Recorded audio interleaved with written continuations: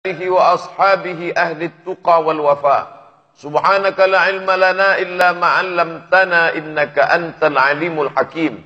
Rabbi shrah li sadri wa yassir li amri wahlul 'uqdatam min lisani yafqahu qawli.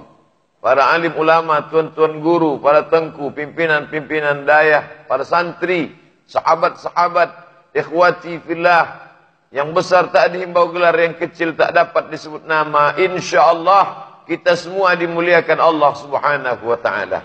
Amin ya rabbal alamin. Insyaallah sampai pukul 5.10 saya akan sampaikan tausiah. Setelah 5.10 menjelang azan subuh, kita akan mendengarkan pembacaan ayat-ayat suci Al-Quran. Maka dari saat ini ke pukul 5, saya akan berikan tazkirah ayat-ayat Al-Quran, hadis-hadis Nabi Muhammad sallallahu alaihi wasallam. Kemudian bila ada yang ingin ditanyakan, insyaallah kita akan jawab melalui tulisan di kertas. Dalam waktu 5-10 menit saya akan jawab yang bisa saya jawab. Yang tak bisa saya jawab akan saya bawa pulang. Saya cari jawabannya dan akan dituliskan di www.somatmorocco.blogspot.com. Inilah masjid yang saya rindukan sejak saya kecil. Yang gambarnya sudah saya lihat di kalender di rumah saya. Yang menjadi ikon, yang menjadi simbol lambang. Dan terserah manusia berkata apa, macam-macam komentar. Tapi setelah melihat angin topan puting beliung, pukulan ombak deras dari jarak 6 km dari tepian laut sampai kemari air.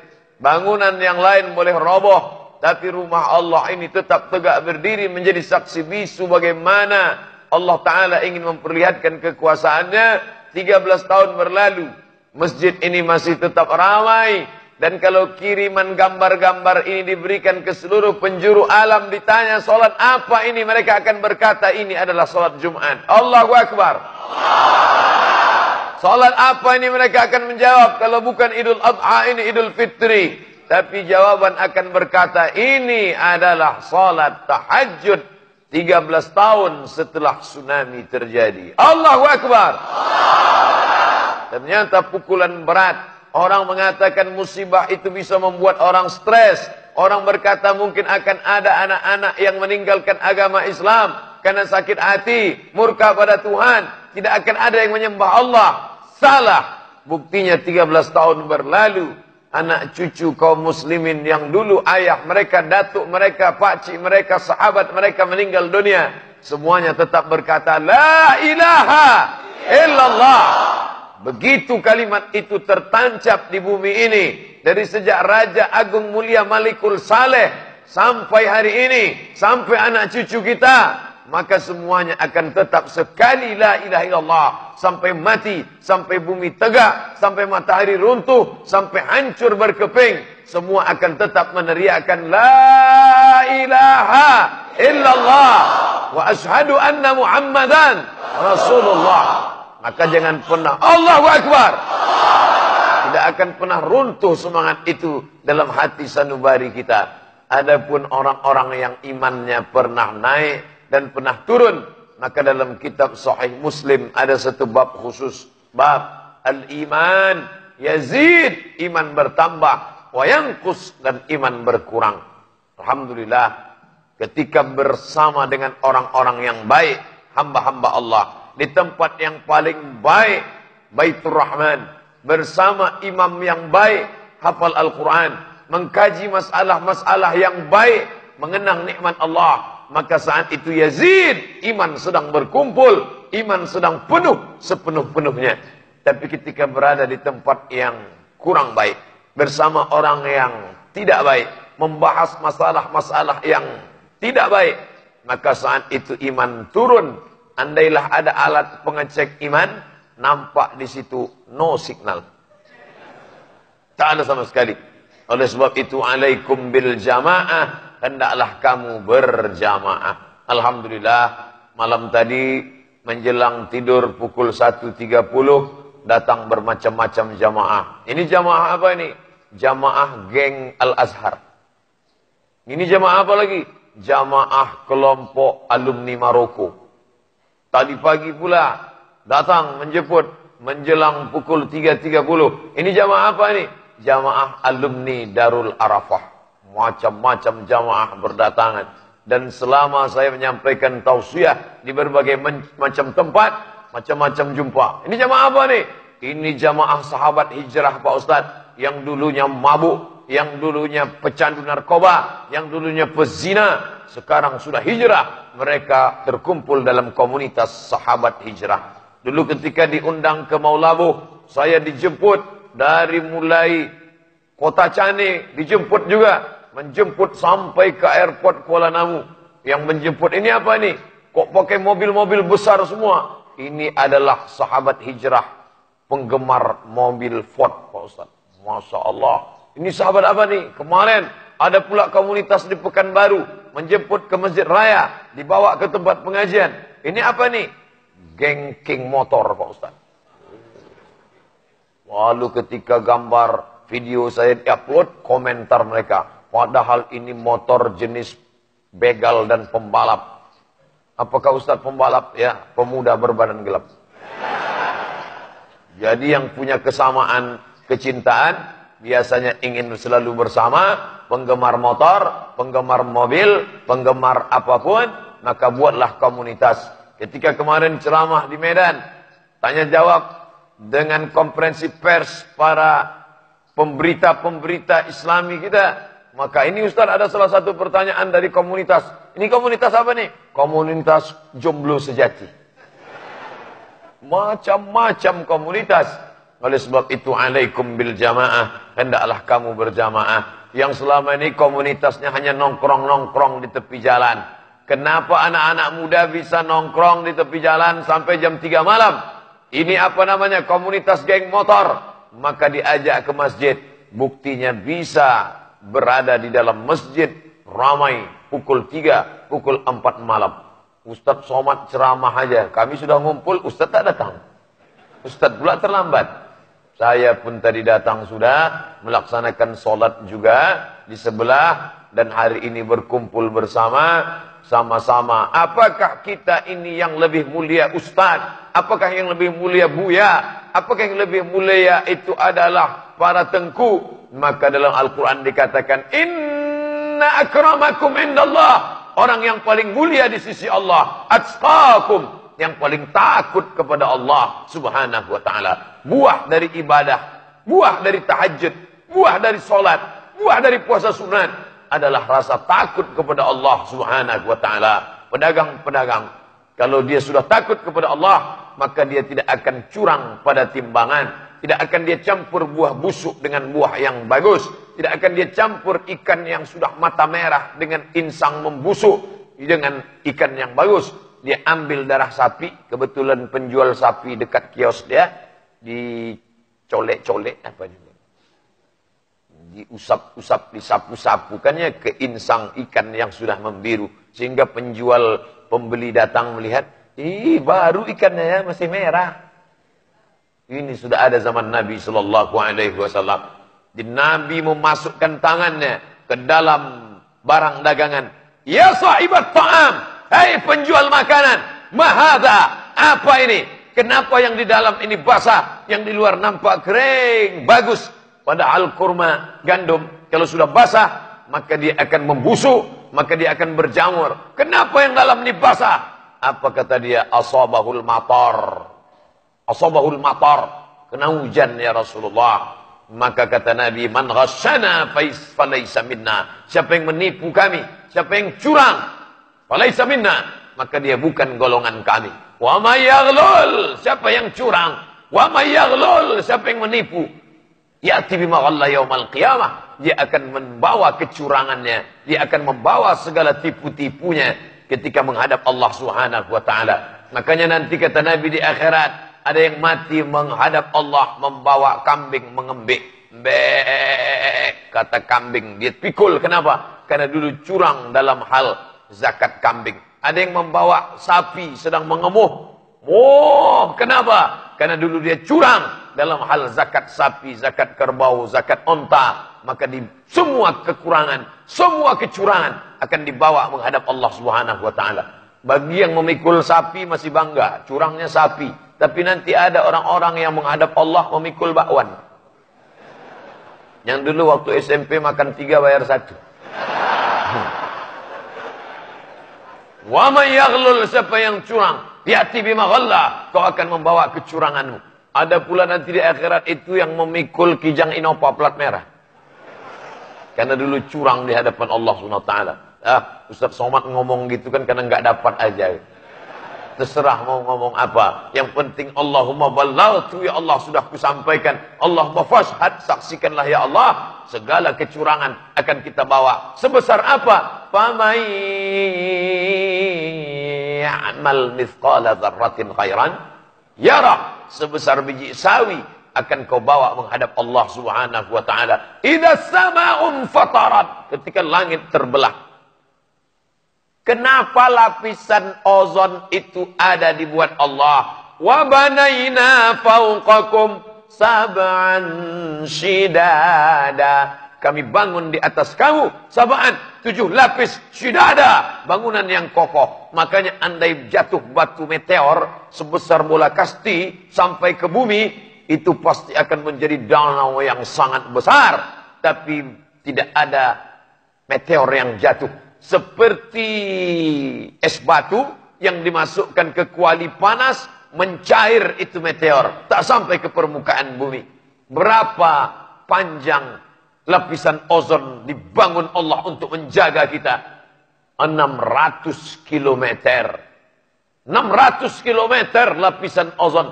Sekarang kita mengalami apa yang disebut dengan global warming. Warm, panas.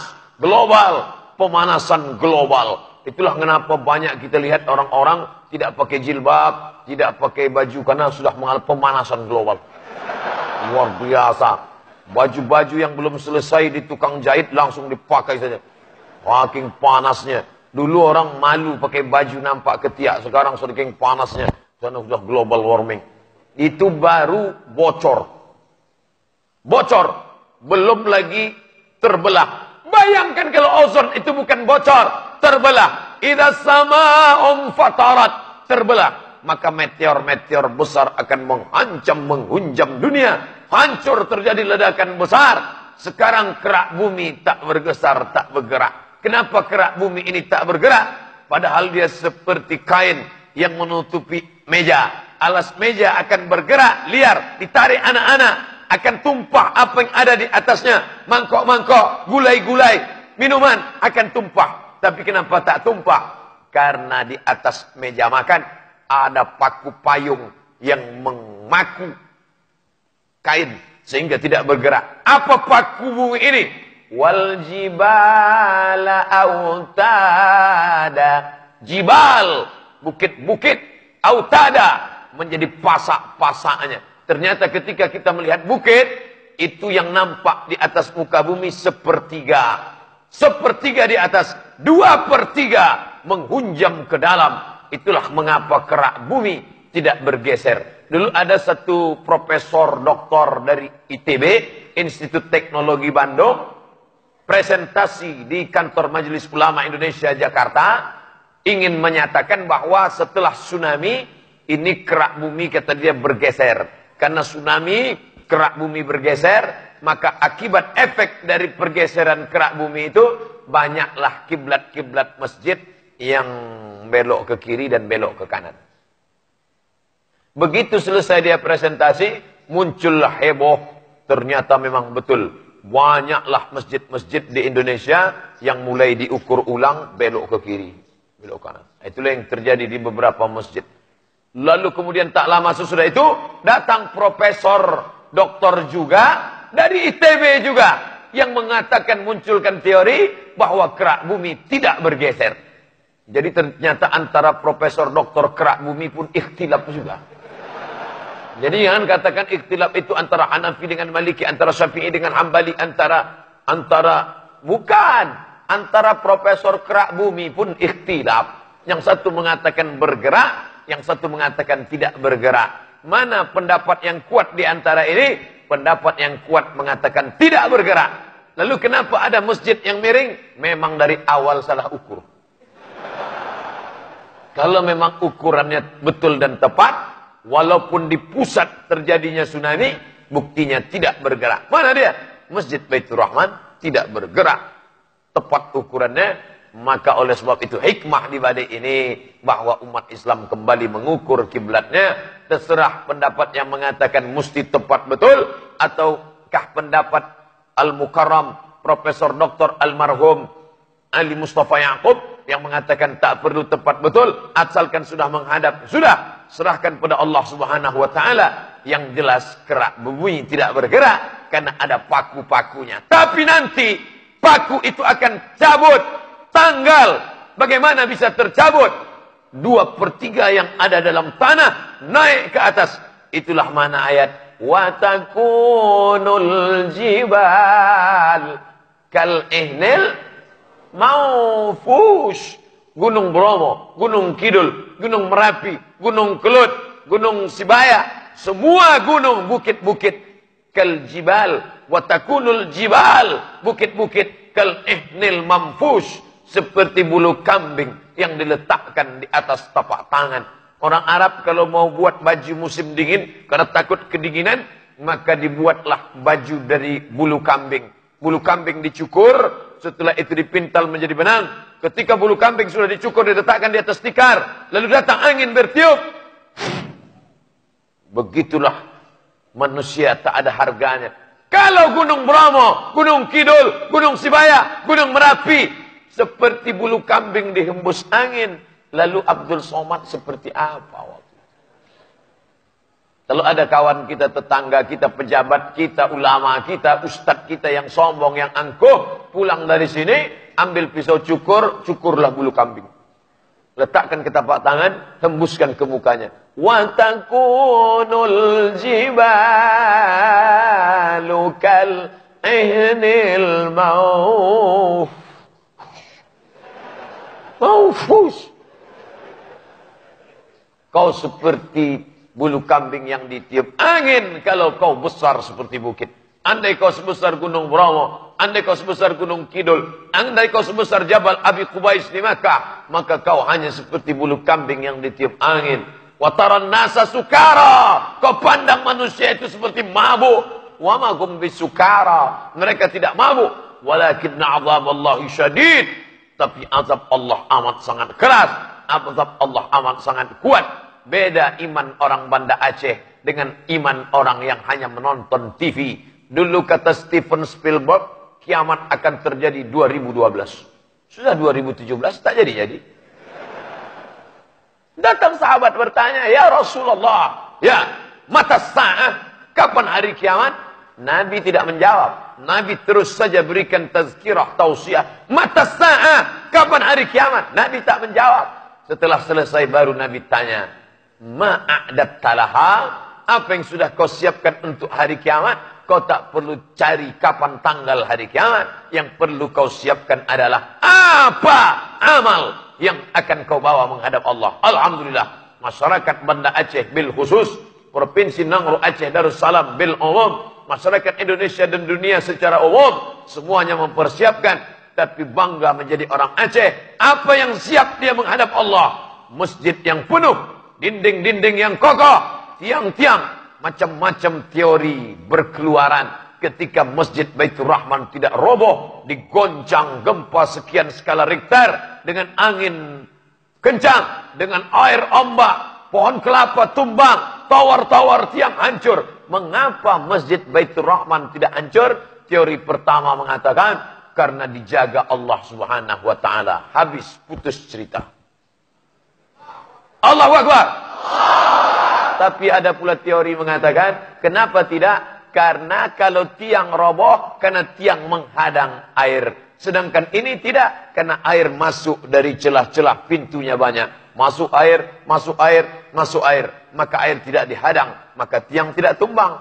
Tapi ada pula berkata, karena tiang-tiang masjid, semennya utuh karena tidak dikorupsi.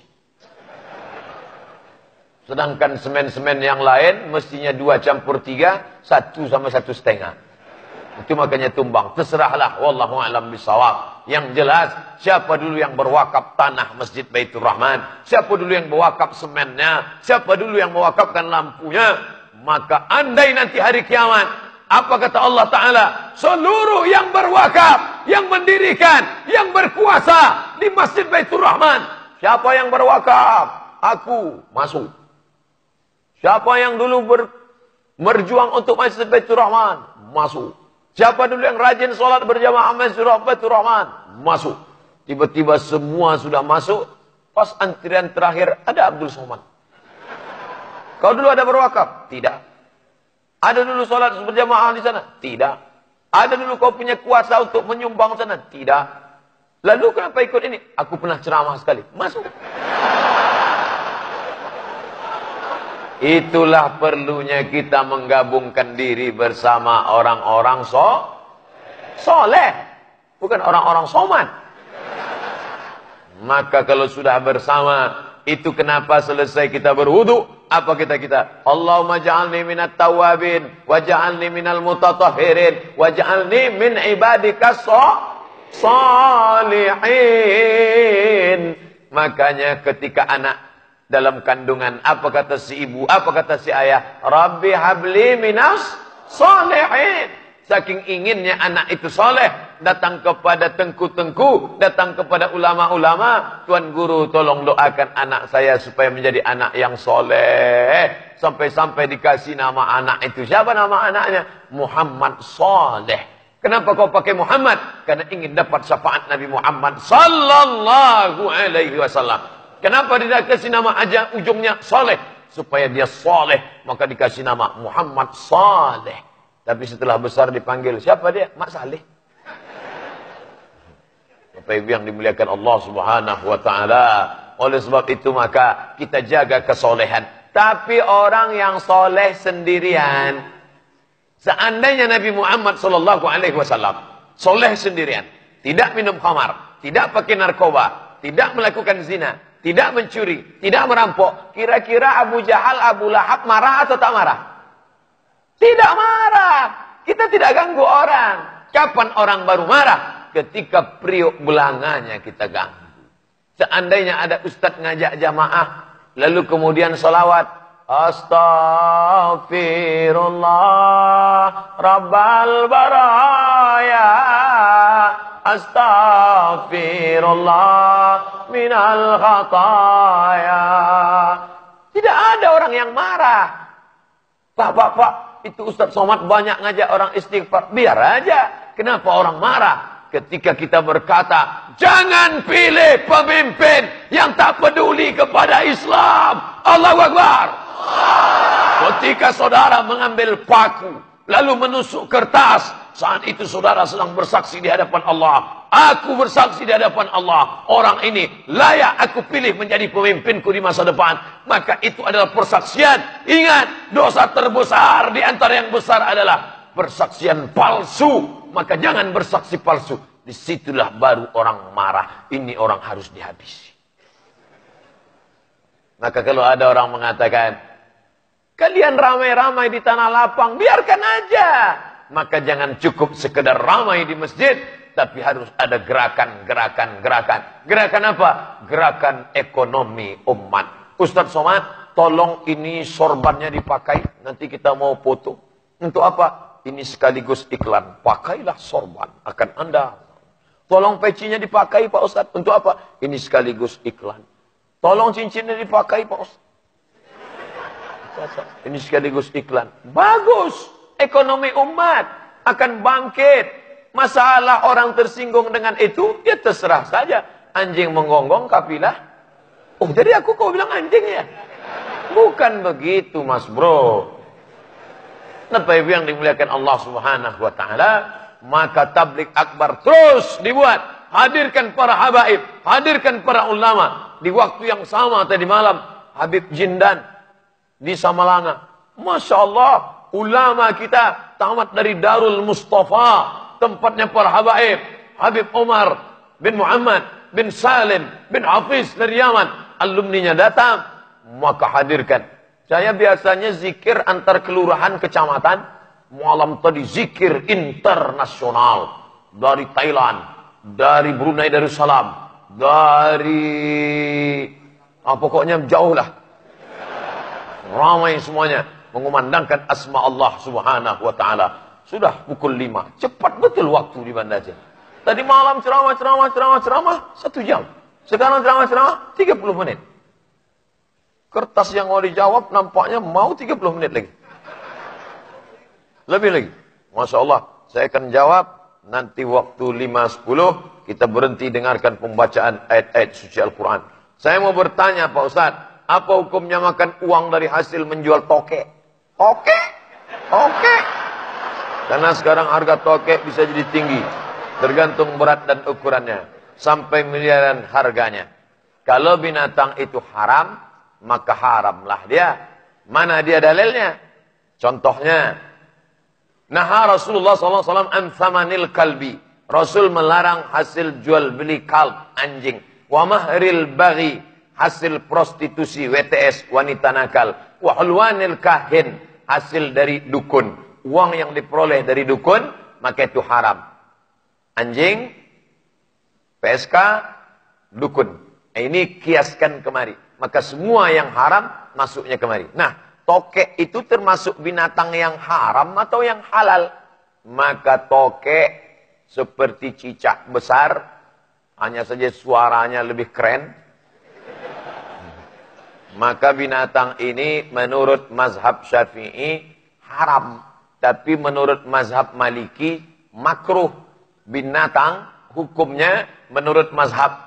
Masalah binatang ada mazhab yang paling keras. Mazhab yang paling ketat masalah binatang Hanafi. Mazhab yang paling longgar dalam masalah binatang Maliki. Maliki itu longgar. Illa ma yutsla. Yang ada dalam Quran saja yang haram.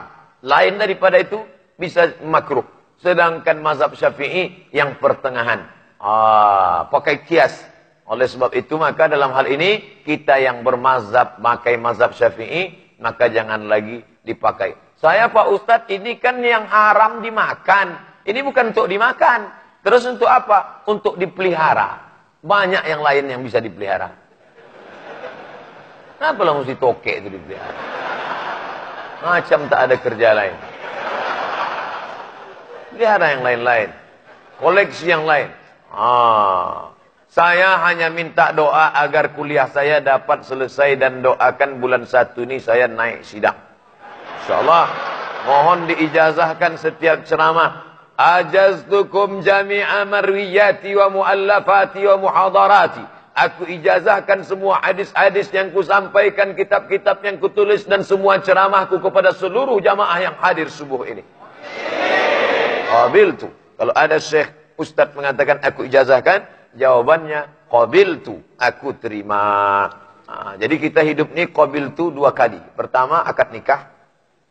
Kedua akad ijazah. Qabiltu, aku terima. Semoga Pak Ustaz selalu diberikan kesehatan. Amin. Ya Allah, amin. Insya Allah dalam waktu dekat saya akan menikah. Tapi tiba-tiba muncul keraguan dalam hati. Menurut Pak Ustaz, apakah perasaan saya ini normal?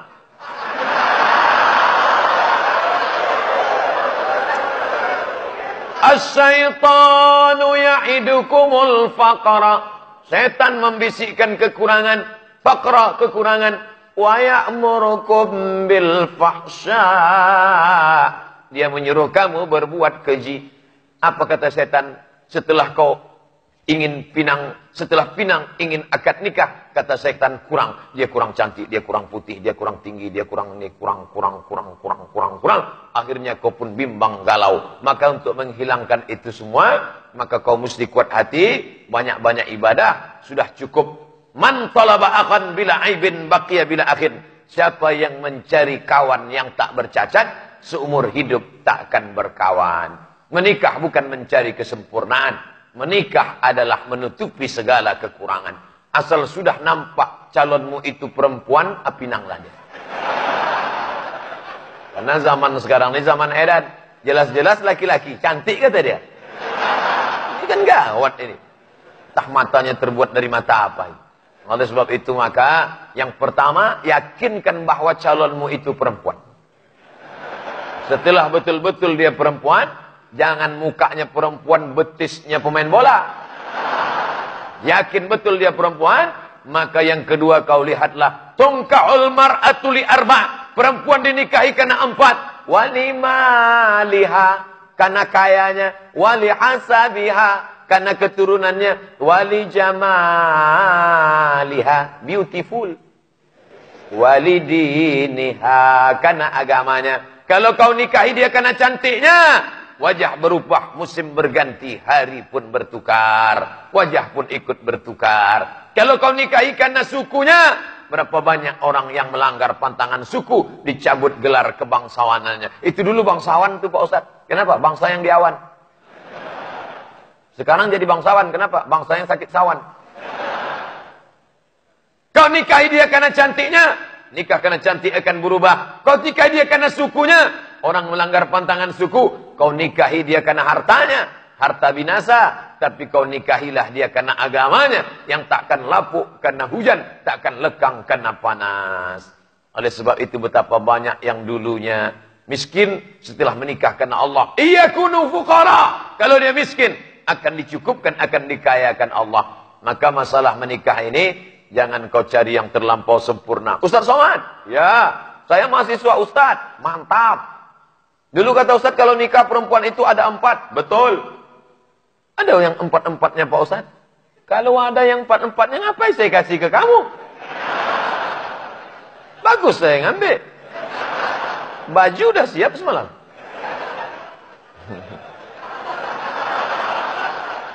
Oleh sebab itu maka jangan kau cari yang terlalu cantik. Nanti kau dituduh orang pakai pelet.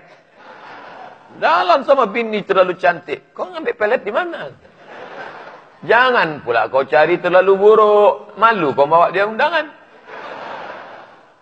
Maka yang sedang-sedang saja. Asal kau tengok senang hatimu.